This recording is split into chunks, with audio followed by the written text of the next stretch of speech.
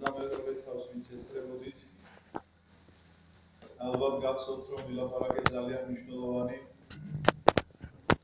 მოვლენების შესახებ, როგორც არის ისააკის ხელშეწირვა, როგორ განასახიერებს ამ შემთხვევაში ისააკი იესოს ქრისტეს ასოების ღვთაებს, რომელიც შეეწირა ასოების სოდომისათვის, ამჟამად ჩვენ არაერთხელ დავუბრუნდებით.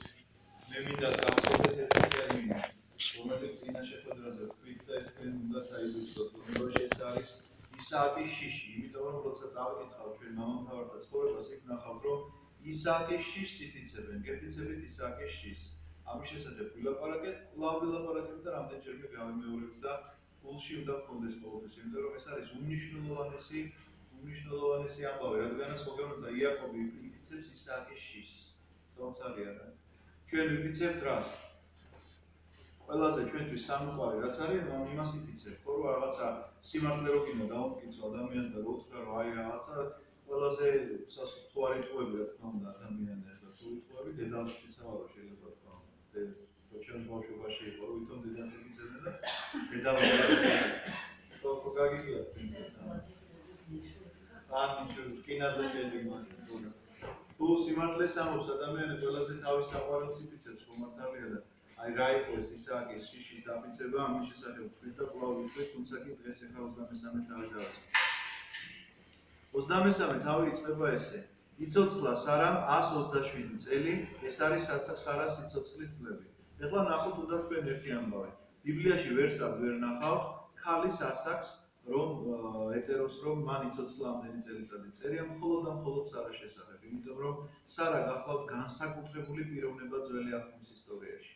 სარა მინდა გითხრათ რომ მართლა მოვლენა აბრაამზე არანაკლები, იმიტომ რომ მან მოაქცია აბრაამზე სავარაუდოდ უფრო მეტი ხალხი ოღონდ მდედრობითი სქესისა, იმიტომ რომ ის ქადაგებდა ქალებში და ერთი ღმერთის სარწმუნოების შესახებ სარა იყო მისიონერი შეიძლება ესე ითქვას, იმიტომ რომ პირდაპირ წერია მონებიდან ხევლები, რომლებიც შეიძინა აბრაამმა და სარამ, როდესაც ისინი ცხოვრობდნენ რა მნიშვნელობა. ეხლა ჩვენ ამაზე ვილაპარაკეთ, უბრალოდ შეგახსენებთ, რომ მაშინ ქალს არაფრის შეძენის უფლება არ ჰქონდა, ქალი ბაზარში არ დადიოდა. მონებს და მხევლებს ქალი არ ყიდულობდა. ეს პირდაპირ წმინდანები ამის შესახებ წერენ, რომ ეს მონებიდან მხევლები კი არ არიან იქ რომ წავიდნენ და იყიდეს და ახლა ამუშავებენ ფიზიკურად. არა, ეს არის აბრაამის მისიონერობის შედეგი, რომ ადამიანები მას მიყვებიან ამ სამსახურში, ერთი ღმერთის სამსახურში და ქმნიან აი ამ მორწმუნეთა ერთობას, რომლებიც ერთად მე იტყვიან რომ აბრაამი ამბობს რომ მე ღმერთი გამეცხადა მივდივარ უდაბნოში და მიდიან უდაბნოში. მიდიან ქანაანში და იწყებენ იქ ცხოვრებას.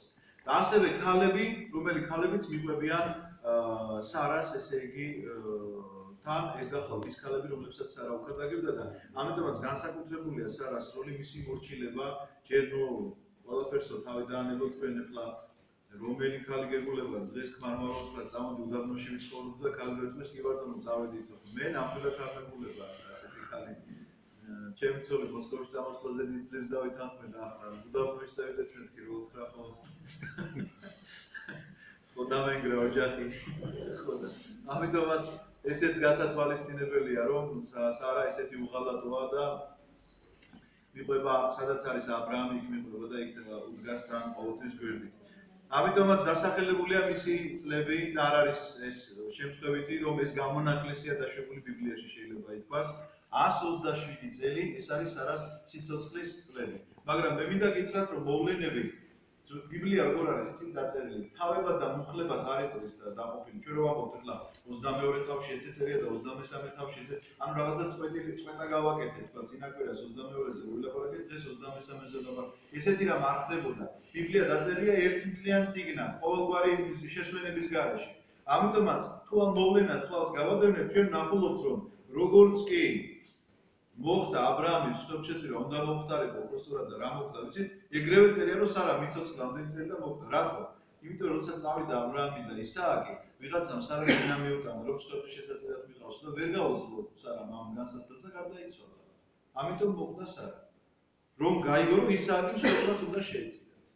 და მე გითხარით კიდეც რომ ისააკს კიდე ისეთი განსასწრებელი ჰქონდა რომ თვალებში სინათლე დააკრა. ახლა ნუ მინერვიულა და უნევრებია ხო?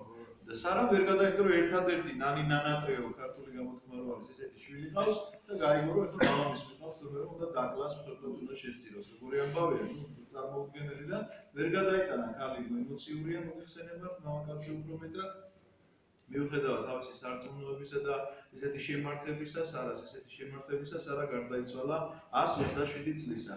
ამ პრინციპიდან, უბრალოდ ამ თარიღიდან გამომდინარე ჩვენ თუ ვიმსჯელებ, ზუსტად შეგვიძლია ვთქვათ, რა ასაკის იყო მაშინ ისააკი გამოდის 37 წლის, როდესაც ის სოფლის შესაძლებლად მიყავდა. ამას ხას უსვავ, რატო იცით, რომ 37 წლის კაცი არ არის ის კაცი, რომელიც მამას ასე უსიტყვოდ ემორჩილება. 37 წლის კაცმა შეიძლება უთხრას, რომ მოიცა რა თაზე არა იმაზე უნდა ამოყვანო, არ წამოვალ შენთან ერთად. აგერ ჩემ 12 წლის შვილი არ მიჯერებდა, 37 წლისა რას გამიჯერებს, როგორ გამოგიდგენია თქვენ. აი ესეთი იყო და ისააკის შიშის დაფიცებაზე რომ ლაპარაკობდი, სწორედ ამაზე ვამახვილებ ყურადღებას. 37 წლის კაცს ჰქონდა ისეთი მორჩილება მამისა, რომ უყურებდა მამას თვალებში და ეშინოდა იმისა, რომ ოდნავი შეკრთომა არ გამოემჟღავნებინა, რომ მამას რამეში ეწინააღმდეგება. აი ეს არის ისააკის შიში. 37 წლის კაცის შიში არ დაგავიწყდა. მოკვდა სარა კირიათ არბეთში, აწინდელ ხებრონში, ხებრონს ვეძახით ხოლმე, ხებრონი ძერი არის. ქანაანის ქვეყნად მივიდა აბრაამის სარას საგლოვად და დასადირებლად. გლოვობს, იმიტომ რომ მართლა ძალიან უყვარდა აბრაამს და სარას საგლოვად და დასადირებლად მიდის აბრაამი, აქედანაც ჩანს, რომ ისინი ერთად არიყვნენ, როდესაც სარა მოკვდა. ანუ როგორ ბრუნდება აბრაამი მორიას ქიდან, 3 დღის სასიარულოა აბრაამის ქიდან. უკვე ახვედრებენ მას ამბობს, რომ სარა გარდაიცვალა, იმიტომ რომ სარამ გაიგო ეს ამბავი. როგორც ჩანს, მამები ამას უმრავლესობა მამებისა ასე ემთხვევა. მივიდა საგლოვად და დასადირებლად. მოსცილდა თავის მკვდარს აბრაამი და ეუბნება ხეთელებს. ეხლა უკვე აბრაამის იცით რა, თითოეული რაღაცა საქციელიდან ჩვენ რაღაცა შეფასება უნდა გავაკეთოთ. აი თქვა გლოვის შესახებ წერია, მივიდა საგლოვად და დასადირებლად. გლოვა და ტირილი არ არის ცოდვა. უბრალოდ ადამიანმა უნდა იცოდეს ზომიერება, უნდა იცოდეს სადადოს საზღვარი. გუშინ ვიხსენებდით ზუსტად თესალონიკელთა მიმართ ეპისტოლეში წერს პავლე მოციქული. არამნებავს უმეცრებაი ძმანო შესვენებულთა მათვის, რათა არა სწუხდეთ ვითარცა იგი სხვანი, რომელთა არა აქვს სასოება. ანუ ვისაც სასოება არ აქვს, იმედი არ აქვს, უკვდავების შესახებ არაფერი არ იცის და ამისი არ სჯერა, იმ ადამიანს რა თქმა უნდა, გლოვა სხვანაირი ექნება, მაგრამ ადამიანი რომელიც უკვდავების შესახებ დარწმუნებულია, დაჯერებულია და მორწმუნე ადამიანია, მისი გლოვაც უნდა იყოს ისეთი, როგორც შეეფერება ამ მორწმუნეობას. და აბრაამის მდგომარეობა სწორედ ესეთი გლახავ. გლოვა და ტირილი რა თქმა უნდა თავისი ზომით და თავისი ფორმით, თუმცა კი იქვე აბრაამი იწევს ზრუნვას, უკვე ამ ქვეყნიურზე. რა არის ეს ამ ქვეყნიური? მოსცილდა თავის მკვდარს აბრაამი, ჯერ არ დაუმარხავს და ეუბნება ხეთელებს, სადაც ცხოვრობენ ესენი ხეთელები არიან. მსხემად და მდგმურად ვარმე თქვენთან. მომეცით საკუთარი სამარხი თქვენს მიწაზე, რომ დავმარხო ჩემი მკვდარი. პირველი საკუთრება აბრაამისა, რაც მე ადრეც გითხარით, თქვენ რომ ის უმდიდრესი ადამიანია ქვეყანაზე, პირველი საკუთრება, რასაც შეიძლება აბრაამის გახლავთ სასაფლაო და ეხლა ვნახოთ ძალიან საინტერესო ამ სასაფლაოს შეძენის ისტორია.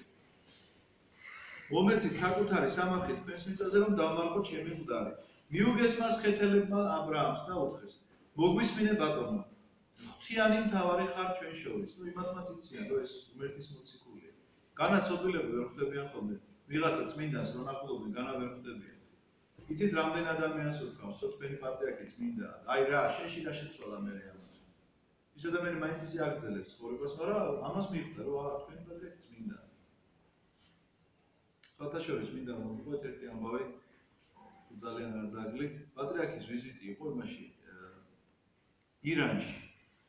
ამას ყვება მამა დავით შარაშენიძე, რომელიც იყო პრეს-ცენტრის ხელმძღვანელი, ძალიან კარგი პიროვნება, კარგი ადამიანი და კარგი მოდელი და როცა მოყვა რაღაცა ყველა ესე განსვიფრებულები უყურებთ. პატრიარქის ვიზიტია ირანში და შევიდა უნდა ნახოს ირანის პრეზიდენტი. ირანის პრეზიდენტთან ამ შეხვედრას ესწრებოდა საგარეო საქმეთა მინისტრი ირანისა. ისინი მოგეხსენებათ რადიკალი მუსულმანები არიან. ხო და რომ შევედითო, ამ კაცმა დაიწყო რაღაცაზე ყვირილიო, ხმამაღლა რაღაცას ამბობდა. ჩვენ არ ისიც კი არ ვწოდით ვინ იყო მამად დავითი ამბობს.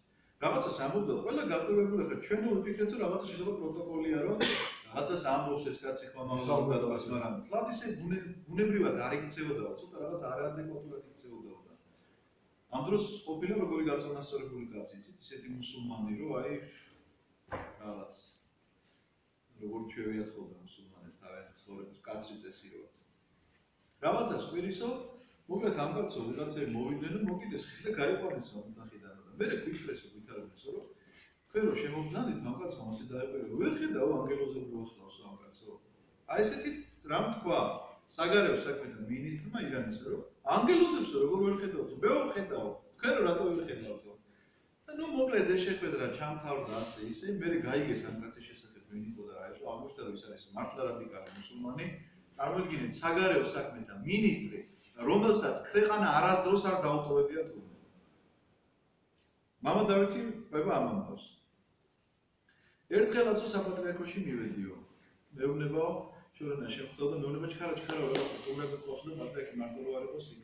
სამუდელოება ვიღაცა უნდა იყოს და ვიდეო შენს დაესწარი ამ ფილმს სტუმრიანობას ავედია და დავხვდა ეს საგარეო საქმეთა მინისტრია მამად დავითი იძახის პატრიარქთან ჩამოვიდა ვიზიტითო და ახლავს ვიღაცა მოლა. შევხვდნენ ისაუბრებს რაღაცა საჩუქარი გადასწავლებს მოიკითხაო რაღაცა ბოდიში მოუხადაო ასეო ისეო და მე პატრიარქი მითხრა რომ თქვენო ყურანშიო ერთიო მუხლი ხო გაქვთო მიწვნილიო ღვთისმშობლისადმიო კიო და შეგიძლია თუ იგალობოთო ღვთისმშობლის ეს საგალობელო აი ღვთისმშობლის ხატი ეს არის თუ ღვთისმშობელი რა ჩვენ ეგ დიდი ღვთისმშობლის ხატი არის ცენტრალურ დარბაზში ისა ხო და მამად დავითმა თქვა რომ ეს უკიდურესად რადიკალი მუსულმანი თავის მოლასთან ერთად გალობდნენ ღვთისმშობლის საგალობელს საპატრიარქოშიო. აი მართლა საოცარი ამბავია. ესეთ ადამიანებს ხშირად უფრო მეტად ეხსნება და მე თქვენ ადრე მოგიყევით. გასავთ აქ ერთი ხუცესის ამბავი. ბევრი ხალხი რო იდგა რიგში და ერთმა ქალმა რო თქვა რომ მე ღვთისმშობელი გამომეცხადაო და ამიტომ დგავარ ერთი ამიხსნას და ლანძღავი ნახე ღვთისმშობელი გამოგეცხადა კი არა გადი აქედან თქვენს და ამტარეს მათქო რომ მართალია. მე 40 წელია ვარ გავსულო რომ ამკელიდან და ერთხელაც არ მინახავს ღვთისმშობელი მაგას არ გამოცხადა მართლა გამოეცხადა იმიტომ რომ არ დადის ტაძარში და მოიყვანა ეხლა ტაძარში. დაანებეთ თავი. მართლა ანუ ასეთებს შეიძლება უფრო მეტად ქონდეს გამოცხადა. და როდესაც სადღაცას გამოცხადება ხდება, ხანდახან პირით იხსნიან ამას ყველაფერს, რომ ვაიმე ესე იგი ძალიან დიდი წმინდანი ერთ და იქ უნდა მივიდეთ. იქ კი არ უნდა მივიდეთ, ის უნდა მოვიდეს აქეთ. ქრისტესთან უნდა მივიდეს ყველა. კარგით, გადავუხდით იმას. ამიტომ გითხარით, რომ ყველა ხვდება, ყველა გრძნობს წმინდანთან შეხებას. ქრისტიანი, არაქრისტიანი, წმინდანი, არაწმინდანი აუცილებლად გრძნობს აი ამ შეხებას. წმინდანთან შეხებას აუცილებლად გრძნობს. პირდაპირ ეუბნებიან, მოგვისმინე ბატონო, ღვთიანი მთავარი ხარ. ჩვენ შორის დამარხე შენი მკვდარი ჩვენ საუკეთესო სამარხში. ჩვენ შორის ვერავინ დაგიკავებს თავის სამარხს შენი მკვდრის დასამარხად. ანუ ეუბნება, რომ ჩვენ რაც გვაქვს საუკეთესო სასაფლაო, შეგიძლია მოიყვანო და იგი დამარხო შენი მკვდარი. იმიტომ რომ შენ უარს არავინ არ გეტყვის. ამ ხალხს ნანახი აქვს აბრაამმა 318 კაცით როგორ გაიმარჯვა იქაურ მეფეებზე. ამ ხალხს ნანახი აქვს აბრაამის სასწაულები. ამ ხალხს ნანახი აქვს რომ აბრაამი ილოცებს და როცა წვიმა სამოსასვლელი წვიმა მოდის და როცა მზე უნდა ამოვიდეს მზე ამოდის. ამ ხალხს ნანახი აქვს რომ აბრაამის ძროხა ვიღაცის თუ ერთ ხბოს შვება ამისი თუ შვება და მრავლდება და რაღაცა ეს ფისწყალობა რო არის მასზე ამას ყველაფერს ესე თვალნათლით ხედავ. თვალნათლად ხედავ. შესაბამისად ეუბნებიან რას სასაფლაოს როგორ დაგიკავებთ საუკეთესო სამარხი. მაგრამ ნახოთ ახლა აბრაამის პასუხი. ადგა აბრაამი და თაყვანისცა ამხო. თაყვანისცემ რას ნიშნავს? მეტანია გაუკეთა. თაყვანისცა ამ ქვეყნის ხალხს ხეთელებს და ასე უთხრა მათ. თუ ინებებთ და მკვდარს დამამარხვინებთ, ვარემ ნუ გამაწვილებთ და შემავედრებთ ყებრონ ცოხარის ძეს. მომცეს მახფელას მღვიმე, მისი ხანის ბოლოს ომარის, თავის ფაში მომცეს თქვენი თანდასწრებით საკუთარ სამარხს. უარს ეუბნება ამათ სასაფლაოზე თავისი მკვდრის დამარხვის. მე მინდა გითხრათ რომ რევოლუციამდე იყო ნამდვილად ასე რუსეთშიც და საქართველოშიც და მართლმადიდებლურ ქვეყნებში და დღევანდელ დღეს ასე არის მუსულმანურ ქვეყნებშიც. რომ ქრისტიანებს და არაქრისტიანებს ერთად არ მარხავდნენ. აი მუსულმანურ სამყაროში აბა ნახეთ ერთი თუ და დაამახინებენ მუსულმანის გვერდით ქრისტიანს. არავითარ შემთხვევაში. მუსულმანური სასაფლაო როა იქ მარტო მუსულმანები მარხია. ჩვენთან ეს რევოლუციის მერე რომ აირია დაერია ყველაფერი მერე დაიწყეს თორე ქრისტიანების სასაფლაო ცალკეულ აბსოლუტურად არა რაღაც ეხლაც ესე როგორ არის ეხლა თვითმფრენი შეიძლება იყოს ქრისტიანების სასაფლაო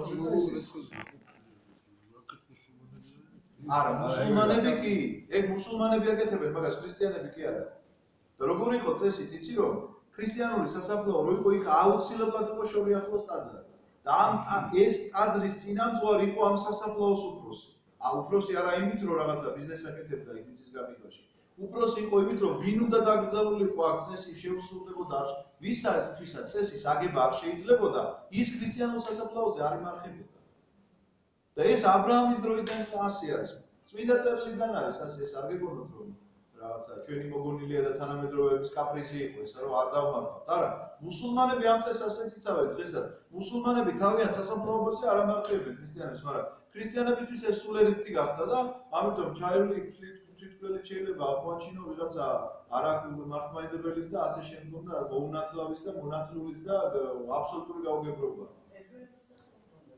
ებრაელებსაც ცალკე სასაფლაოა კი ასე არის ამიტომაც აბრაამი სასტიკوارს ეუბნება თაყვანისცემას ანუ მიუხედავად იმისა რომ ყველა აღიარებს აბრაამს როგორც ყველაზე ძლიერ პიროვნებას იქა აბრაამი თაყვანისცემს და ითხოვს რომ მიშუამდგომლეთ ამ კაცთან რომ აი ეს მღვიმე რომელიც არის მის მინდვრის ბოლოში რომ მომყიდოს მან იმ ფასად რაც არის რეალური ფასი რატომ იცით რომ მოგეხსენებათ თქვენ ადამიანს რაღაცა სჭირდება იმას ფასს უმატებენ ახლა მე რომ რაღაცაზე ითხრათ რომ აი ეს შენი ეს ნივთი მე ძალიან მჭირდება შენთვის თუ ეს 5 კაპიკი ღირდა დღეს ხალ შეიძლება 10 გახდეს ვაო რა ხან მჭირდება ესე იგი ფასი აქვს მომართალი ამიტომაც აბრაამი კონკრეტებს თუ შეიძლება თავის ფასში რომ მომცეს ანუ რა ძრი არის რეალური ღირებულება იმ ფასს გადავიხდი და მინდა მე ეს ვღვიმე რატომ სჭირდება მას კონკრეტულად ეს ვღვიმე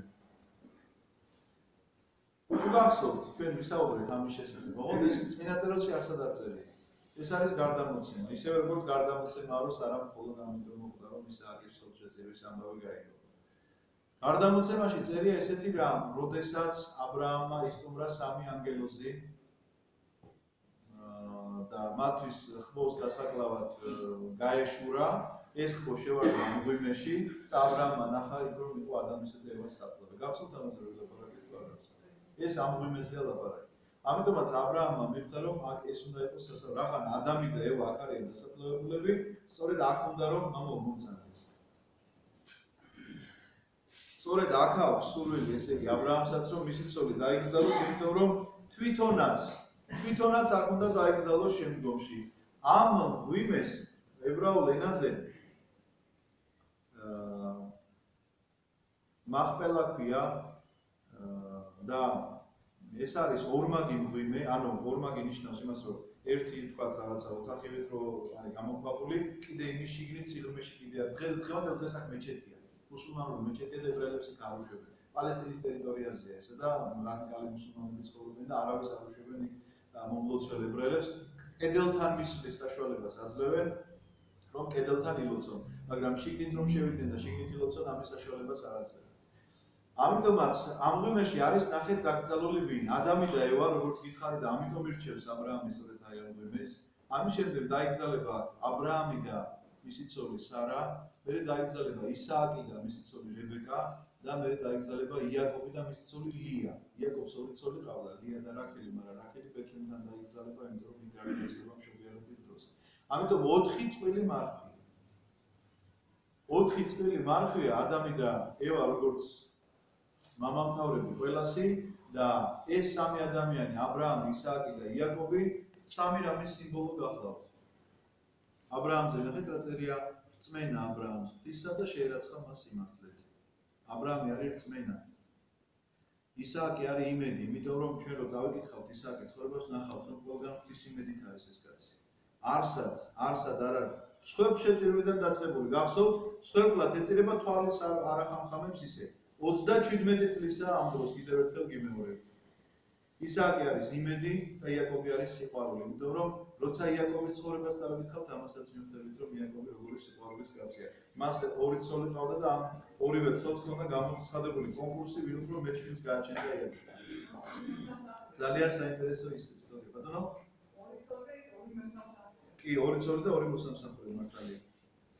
ყებრონის ხეთელებს შორის ყებრონი ეს კაცია, ვისაც ეკუთვნის ეს წვიმე. ხეთელებს შორის იჯდა. მიუგო ყებრენ ხეთელმა აბრაამს, ხეთელთა და ყველას გასაგონად, ვინც კი მისი ქალაქის კარიბჭესთან იყო მოსული და უთხრა. კარიბჭესთან იყო მოსული, შეერთებითი ამბავი არ არის, კარიბჭესთან წყდებოდა ყველანაირი გარიგება. ყველანაირი სასამართლო პროცესი კარიბჭესთან უნდა მომხდარიყო და რატომ? კარიბჭესთან დასხდებოდნენ, მიიღებდნენ გადაწყვეტილებას, თუ დასაჯელი იყო და მოსაკვეთი იყო ეს ადამიანი, გააგდებდნენ და ქალაქში უკან შემოსვლის საშუალებას არ მისცემდნენ, თუ გასამართლებელი იყო, უკან დააბრუნებდნენ ქალაქში. თუ მოსაკლავი იყო, თქვა სიკვდილის განაჩენი, როცა გამოხდა, ასევე ქალაქგარეთ იქვე კარიბჭესთან ხდებოდა მისი ჩახოლვა ქვებით. ამიტომაც კარიბჭესთან ხდებოდა ყველანაირი გარიგება, ვაჭრობისა იყო ესა თუ რაღაცა დანაშაულების. და კარიბჭესთან მიღებულ გადაწყვეტილებას ადამიანი ვეღარ გადათქვამდა. როგორც დღევანდელ დღეს თქვა, სასამართლოს გამოტაնել განაჩენი მოცემაც აწერია, რომ საბოლოოა და არ ექვემდებარება თქვა რაღაცა განხილვა, სწორედ ესეთი იყო კარიბჭესთან მიღებული გადაწყვეტილება, იმიტომ რომ არაერთი ორი კაცი კი ვერ დაილაპარაკებდა. კარიბჭესთან დებოდა ის უხუცესობა, რომლებსაც უნდა მოესმინათ ორი მოდავეს შორის, ამ თქვა ვაჭრობას შორის, რომ მე რაღაცას შენგან რო ვიდლო და ის უხუცესები ამას დაამტკიცებდნენ და შენ თუ ამას იუარებდი, მე რო ეს ასე არ მომხდარაო. დაიჯებოდია მოხუცესებისგან. ამიტომაც ვერავინ ვერ გაბედავდა ამას. არა ბატონო მომისმინე, ხეფრონი გაალაპარაკობს ამას. მინდორიც მომიცია და მღვიმეც იქ რომ არის. ჩემი ხალხის თანდასწრებით მომიცია, დამარხე შენი მკვდარი. თაყვანისცა აბრაამა ქვეყნის ერს. ასე ელაპარაკა ხეფრონს ქვეყნის ერის გასაგონად. თუ თანახმა ხარ, აიღე მინდვრის საფასური. გამომართვი და დავმარხავ იქ ჩემ მკვდარს. აბრაამი შესახებ ყველა მიცის. რომ გახსოვთ მან ომი რომ მოიგო იქ სოდომისა და გომორის მეფეები ომი მთელი ნადავლი შენ წაიღეოდა ერთ ძაბსაც კი არ წავიღებო აბრაამი სხვისი არაფერი არ ჭირდება აბრაამს იმასაც ეუბნება პირდაპირ რომ არ თქვათო რომ მე გავამდიდრეო აბრაამიო ამისთვის სხვისი არაფერი არ ჭირდება და არც ნაჩუქარი არაფერი არ ჭირდება მით უმეტეს არ ღებულობს ამას არამორწმუნე ხალხისგან ესენი წარმართები არიან ესენი არიან ადამიანები რომლებიც ერთი ღმერთის თაყვანისმცემლები არ არიან ამიტომაც აბრაამთან რელიგიური კავშირი მათ შეიძლება ითქვას რომ არ აქვს შესაბამისად ვისაც თანაც რელიგიური კავშირი არ აქვს არაფერს არ იღებს აბრაამი მათგან არც ახლავს მიუგო ყებრონმა აბრაამს და უთხრა ყური დამიგდე ბატონო რა სალაპარაკოა 400 შეკელი ვერცხლის საღირალი მიწავა წადი დამარხე შენი მკვდარი როგორ ფიქრობთ ეს თქვენ როგორი კაცია ეს არა, ვაჭარია. დანაფულის აღება არ უნდა. ზუსტად იცოდა რომ აბრაამი ამას უფასოდ არ წაიღებდა. ამიტომაც ეს სიტყვა თქვა, რომ მომიცია შენთვის, მაგრამ ეს იცის, რომ აბრაამი ამაზე ვარს იტყვის. ამიტომაც ეუბნება, ნახე როგორ კი არა რომ ხო, კაი, მოხიდი, ამას კი არ ეუბნება. აი, როგორი აღმოსავლეთის ვაჭრობა თუ გინახავთ ვინმეს, როგორ ვაჭრობენ ისინი, რომ რაღაც შენ თავს გიფიცები რომ დაიფიცებს. გინახავთ.